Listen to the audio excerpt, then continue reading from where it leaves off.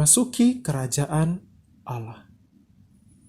Alkitab mengajarkan bahwa seluruh manusia sudah jatuh dalam dosa dan telah rusak total dan membenci Allah serta kehendaknya. Yang dapat kita lihat bukti firman Tuhannya di dalam Kejadian pasal 6 ayat 8, Kejadian pasal 8 ayat 21, Roma pasal 1 ayat 28 sampai 32, Roma pasal 3 ayat 10 sampai 20 dan ayat yang ke-23, dan Roma pasal 8 ayat 6 sampai 7. Itu sebabnya Tuhan Yesus Kristus berkata kepada Nikodemus, jika seorang tidak dilahirkan kembali, ia tidak dapat melihat kerajaan Allah. Yohanes pasal 3 ayat 3. Artinya, diperlukan karya radikal dari Allah Roh Kudus dalam hati orang berdosa agar ia dapat mengenal nilai kerajaan Allah dan berhasrat ingin masuk ke dalam kerajaan Allah. Setelah karya Roh Kudus ini terlaksana melalui pemberitaan Injil, maka mata orang berdosa itu pun terbuka dan hatinya diubahkan sehingga ia mampu menginginkan kerajaan Allah serta rajanya, yaitu Tuhan Yesus Kristus. Seperti yang Tuhan Yesus ajarkan di dalam Matius pasal 13 ayat 40 sampai 45. Kerajaan sorga seumpama harta terpendam di suatu ladang dan mutiara yang berharga, sehingga seorang rela menjual segala miliknya untuk mendapatkannya. Demikianlah orang berdosa yang telah dibangkitkan, yang dibaharui oleh Allah Roh Kudus, akan mendambakan kerajaan Allah begitu rupa hingga ia berani menghadapi segala hambatan demi masuk ke dalamnya. Perhatikan di dalam Lukas pasal 16 ayat 16. Rasul Paulus berkata di dalam Kisah Rasul 14 ayat 22. Untuk masuk ke dalam kerajaan Allah, kita harus mengalami banyak sengsara. Tekad manusia untuk masuk kerajaan Allah tidak berarti bahwa jalan masuknya didapat dengan perbuatan baik. Tuhan Yesus mengajarkan bahwa jika untuk memiliki kerajaan sorga lewat perbuatan, maka sangat diperlukan kesempurnaan penuh, bahkan melampaui orang beragama yang paling saleh. Perhatikan di dalam Matius pasal 5 ayat 20. Artinya, setelah Roh Kudus melahirbarukan hati orang berdosa dan membuka matanya agar ia dapat melihat keadaannya yang tragis akibat dosa, penghakiman yang akan datang, keindahan kerajaan sorga, dan pengampunan yang ditawarkan oleh Sang Raja, yaitu Yesus Kristus, sehingga ia berbalik dari pemberontakannya dan menerima pengampunan Sang Raja lewat iman percaya. Berdasarkan Matius pasal 7 ayat 13 sampai 14, orang berdosa yang sudah dilahirbarukan itu, ia akan masuk melalui pintu yang sempit dengan iman dalam Kristus Yesus. Lalu oleh anugerah Allah yang sama, ia akan terus menata hidupnya sesuai dengan jalan yang sempit yang diajarkan oleh firman Kristus Yesus.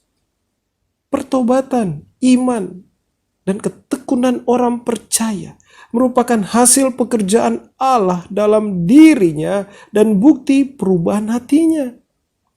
Seperti yang Yesus Kristus ajarkan dalam perumpamaan tentang penabur di dalam Matius pasal 13 ayat 18 sampai 23. Kerajaan sorga terdiri dari orang-orang yang mendengar firman kerajaan, mengerti dan menghasilkan buah, yang dapat kita lihat di dalam ayat 19 dan ayat 23 dari Matius pasal 13. Barang siapa tidak menghasilkan buah, berarti belum benar-benar berubah hatinya. Karena itu dalam Matius pasal 7 ayat 21 sampai 23 Tuhan Yesus memperingatkan, bukan setiap orang yang berseru kepadaku Tuhan, Tuhan akan masuk ke dalam kerajaan sorga, melainkan dia yang melakukan kehendak Bapakku yang di sorga. Ini menjadi dasar ajaran dari Rasul Paulus di kemudian hari. Orang-orang yang tidak adil tidak akan mendapat bagian dalam kerajaan Allah. Perhatikan di dalam 1 Korintus pasal 6 ayat 9 sampai 10, Galatia pasal 5 ayat 21, dan Efesus pasal 5 ayat 5. Mari kita lihat etika kerajaan Allah. Kata etika berasal dari bahasa Yunani ethos yang artinya adat istiadat atau kebiasaan. Dalam konteks iman Kristen, etika berarti perilaku atau tata krama yang sesuai dengan karakter dan kehendak Allah yang dinyatakan dalam Alkitab. Bab ini terlalu singkat untuk dapat membahas tentang etika kerajaan Allah secara menyeluruh. Namun pada dasarnya, berdasarkan Alkitab, perilaku atau kebiasaan orang Kristen, baik secara individu maupun komunitas, harus berbeda dengan dunia ini yang tak percaya. Dalam Roma pasal 12 ayat 2, Rasul Paulus menulis, "Janganlah kamu menjadi serupa dengan dunia ini, tetapi berubahlah oleh pembaharuan budimu, sehingga kamu dapat membedakan manakah kehendak Allah, apa yang baik, yang berkenan kepada Allah, dan yang sempurna." Meskipun etika kerajaan tersebar di seluruh bagian Alkitab, satu yang terutama dan paling ringkas terdapat dalam khotbah di bukit, di dalam Matius pasal 5 sampai pasal 7.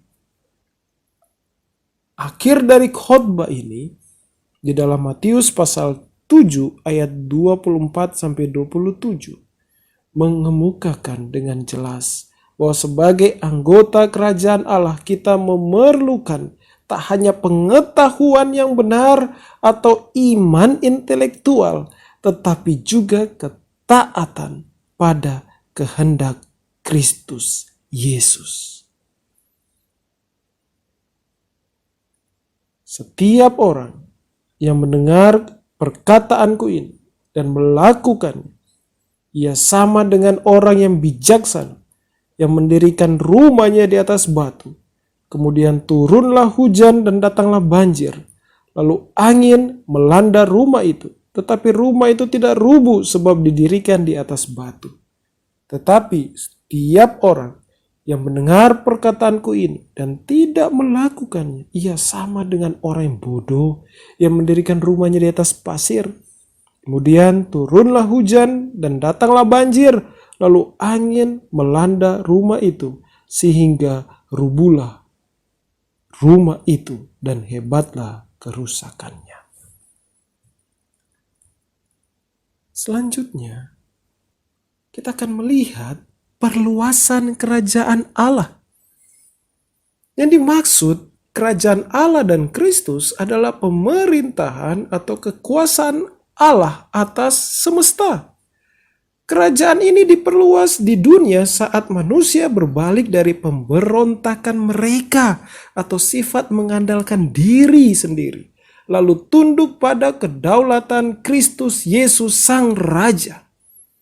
Perluasan kerajaan pada dasarnya adalah pekerjaan Allah yang berdaulat, tetapi Allah juga memakai banyak cara. Misalnya, Allah memakai pemerintahan manusia untuk mengekang dan menghukum kejahatan yang dapat kita lihat di dalam Roma pasal 13 ayat 1-4. Ia memakai keluarga untuk memelihara setiap generasi yang lahir. Perhatikan di dalam Ulangan pasal 6 ayat 4-9 dan Efesus pasal 5 ayat 22 sampai pasal 6 ayat 4. Alatnya yang terutama untuk memperluas kerajaannya adalah umatnya, yakni setiap orang yang percaya kepadanya, dan jemaat, yaitu gereja secara komunal. Sebagai saksi yang bersatu di dunia ini, gereja memperluas kerajaan Allah lewat 3 cara utama, yaitu doa, pemberitaan kerajaan Allah, dan perbuatan kasih atau perbuatan baik. Cara pertama untuk memperluas kerajaan Allah adalah doa. Dalam Matius pasal 6 ayat 9-10, Tuhan Yesus Kristus memerintahkan para muridnya. Karena itu berdoalah demikian. Bapa kami yang di sorga, dikuduskanlah namamu, datanglah kerajaanmu, jadilah kehendakmu di bumi seperti di sorga. 3 permintaan itu ibarat 3 segi dalam sebutir berlian. Ketiganya menunjukkan hal yang sama, bahwa nama Allah dikhususkan dan ditinggikan melebihi yang lain, bahwa kedaulatan pemerintahannya berkuasa atas setiap manusia dan institusi di dunia, dan bahwa kehendaknya diakui serta ditaati sebagai otoritas tertinggi. Inilah pokok utama dan tujuan setiap doa, baik doa pribadi maupun syafaat sendiri maupun di muka umum. Cara kedua untuk memperluas kerajaan Allah adalah pemberitaan kerajaan Allah. Tuhan Yesus datang ke Israel memberitakan kerajaan sorga. Dalam Matius pasal 4 ayat 23, pasal 9 ayat 35, Lukas pasal 8 ayat 1, pasal 9 ayat 2, dan ayat 60. Bahwa kerajaan Allah sudah dekat dengan datangnya Mesias dan penggenapan karya penebusan bagi umatnya. Pesan ini berlanjut dalam khotbah atau pengajaran para rasul dan gereja mula-mula pada abad pertama. Perhatikan di dalam Kisah Para Rasul pasal 1 ayat 3. Kita melihat bahwa selama rentang 40 hari antara kebangkitan Yesus Kristus dan kenaikannya ke sorga, Kristus mengajarkan para rasul tentang kerajaan Allah. Sepanjang kitab Kisah Para Rasul tampak bahwa rasul-rasul dan para murid-murid mewartakan serta mengajarkan kabar baik tentang kerajaan Allah. Filipus menyiarkan kabar baik tentang kerajaan Allah kepada orang Samaria, dan yang percaya pun memberi diri dibaptis. Kisah Rasul pasal 8 ayat 12. Rasul Paulus dan Barnabas menguatkan murid-murid di Listra, Ikonium, dan Antiokhia, mendorong mereka untuk teguh dalam iman, serta berkata, untuk masuk ke dalam kerajaan Allah kita harus mengalami banyak sengsara. Kisah Rasul pasal 14 ayat 22. Di Efesus, Rasul Paulus mengunjungi rumah ibadat di situ dan mengajar dengan berani. Oleh pemberitaannya, ia berusaha meyakinkan mereka tentang kerajaan Allah. Perhatikan di dalam Kisah Para Rasul pasal 19 ayat 8. Paulus bahkan menggambarkan pelayanannya di Efesus sebagai memberitakan kerajaan Allah. Kisah Rasul pasal 20 ayat 25. Saat Rasul Paulus tiba di Roma, sejumlah besar orang Yahudi datang ke kediamannya, dan ia menerangkan dan memberi kesaksian kepada mereka tentang kerajaan Allah. Dan berdasarkan hukum Musa dan kitab para nabi, ia berusaha meyakinkan mereka tentang Yesus. Hal itu berlangsung dari pagi sampai sore. Kisah Rasul pasal 28 ayat 23. Kisah Para Rasul berakhir dengan cerita Paulus di Roma. Dengan terus terang dan tanpa rintangan apa-apa, ia memberitakan kerajaan Allah dan mengajar tentang Tuhan Yesus Kristus. Kisah Rasul pasal 28 ayat 31. Paulus menyebut para misionaris lain sebagai temanku sekerja untuk kerajaan Allah. Kolose pasal 4 ayat 11. Cara ketiga untuk memperluas kerajaan Allah adalah sifat dan perilaku gereja. Dalam Matius pasal 5 ayat 13-16, Yesus Kristus menyebut murid-muridnya garam dunia dan terang dunia. Yang ditekankan dalam dua metafora itu bukan hanya soal pemberitaan, tetapi juga sifat dan perilaku. Garam mempengaruhi segala sesuatu di mana ia diletakkan dengan memberi rasa, memurnikan dan mengawetkan. Demikian pula gereja harus mempengaruhi dunia dengan karakter atau sifat yang diajarkan dalam ucapan bahagia. Matius pasal 5 ayat 3-12. Terang mengusir kegelapan dan menyingkapkan yang tersembunyi. Demikian juga gereja harus mengusir keacuhan dunia terhadap Allah dan menyingkapkan penyimpangan moral lewat pemberitaan dan perbuatan kasih jemaat. Karena alasan inilah Rasul Paulus menasehatkan dalam surat 1 Tesalonika pasal 2 ayat 12 agar gereja hidup sesuai dengan kehendak Allah yang memanggil kamu ke dalam kerajaan dan kemuliaannya. Yang terakhir, penggenapan kerajaan Allah. Kerajaan Allah merupakan realita saat ini sekaligus masa datang. Orang yang sudah masuk ke dalam kerajaan Allah melalui imannya pada Tuhan Yesus Kristus menantikan hari ketika Kristus datang kembali dan kerajaan surga akhirnya dinyatakan secara genap. Itulah hari keselamatan bagi setiap orang yang percaya kepada Tuhan Yesus Kristus, sekaligus hari kebinasaan bagi yang menolak pengampunan Sang Raja, yaitu Tuhan Yesus Kristus. Dalam Matius pasal 13, Tuhan Yesus memberikan perumpamaan lalang di antara gandum. Ayat 24-30 dan ayat 36-43 Matius pasal 13. Dan perumpamaan pukat di dalam ayat 47-50 masih sama di dalam Matius pasal 13. Di dalam keduanya, Kristus menggambarkan penghakiman besar dan pemisahan pada akhir zaman. Gandum dan ikan yang baik ibarat anak-anak kerajaan yang akan menikmati seluruh berkat-Nya.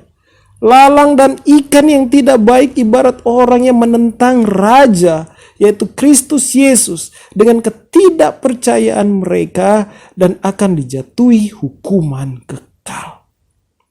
Dalam Matius pasal 25 terdapat perumpamaan tentang 10 anak darah yang bisa kita lihat di dalam ayat 1-13 dan tentang talenta di dalam ayat 14-30 di dalam Matius pasal 25. Juga pemisahan domba dan kambing di dalam ayat 31-46 masih di dalam Matius pasal 25.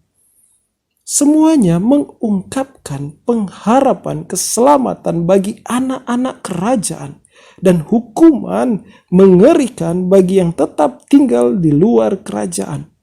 Setelah pemisahan dilakukan, akhir zaman pun datang. Lalu nubuat dalam Wahyu pasal 11 ayat 15 dan banyak ayat lain akan digenapi sepenuhnya.